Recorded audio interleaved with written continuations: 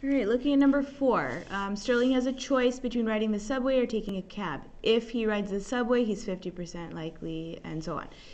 Here, again, similar to what we saw on number 1, we're given these different options. If he rides the subway, then he has a certain probability of being late to work. If he takes a cab, it's a different probability. So let's draw our tree model to represent this. So his two choices to begin with are taking a cab or riding the subway.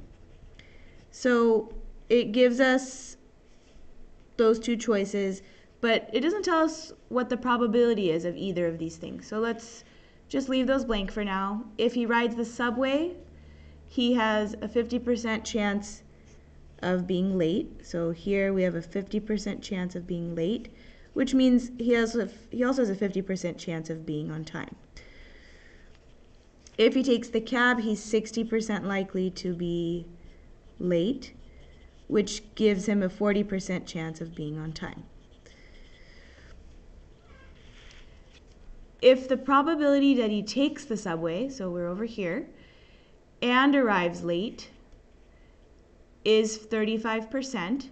So right now we don't know what this is, so I'm just going to call it X for now.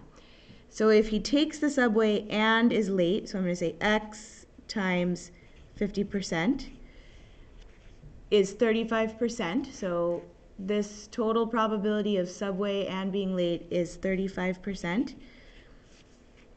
Let's figure out what this missing variable is. So X would have to be, you would have to multiply 0.7 times 0.5. That tells us that there's a 70% chance that he would take the subway to work. But let's look back to see what they're asking. What's the probability that he takes a cab?